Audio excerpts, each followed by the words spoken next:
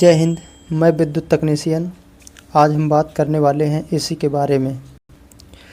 अगर आप एसी लगवाना सोच रहे हैं तो बहुत सारी बातों का ध्यान रखना चाहिए, नहीं तो एक छोटी सी गलती हर महीने ज़्यादा बिजली का बिल और ख़राब कूलिंग भी दे सकती है।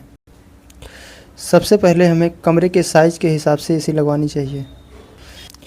जैसे अगर कमरे की साइज़ 10 फुट लंबी और 10 फीट चौड़ी है तो कम से कम 1 टन की एसी लगवानी चाहिए। अगर वहीं 15 फीट लंबा और 10 फीट चौड़ा है तो कम से कम 1.5 टन। अगर वहीं 15 फुट लंबा और 15 फुट चौड़ा अगर हॉल टाइप में है तो कम से कम 2 टन की एसी लगवानी चाहिए। और इसके बाद हमें घर का बोल्ट भी चेक करना होता है कि हमारे घर पे बोल्ट कितना आ रहा है। अगर हमारा बोल्ट 150 से अधिक आ रहा है तो हम स्टेबलाइज़र लगा के चला सकते हैं। अगर वहीं 220 या 230 के बीच में आ रहा है तो हमें घर में स्टेबलाइज़र नहीं लगाना पड़ता है और हमारी एसी बिना स्टेबलाइज़र की चल सकती है। और हमें अच्छे टेक्नीशियन का भी ध्यान रखना चाहिए।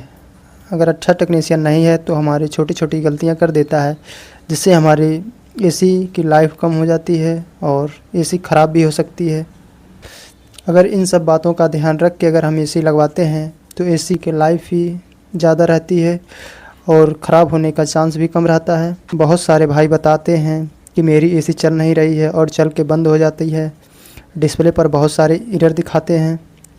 तो यही सब कमियां होती हैं, सही से काम नहीं करती है। अगर सही से हर उसका ध्यान रख कर अगर किया जाए तो हमारी एसी सही से काम करती है। अगर आपको विद्युत उपकरण से संबंधित कोई भी जानकारी पूछनी हो तो कमेंट के माध्यम से पूछ सकते हैं। जय हिंद।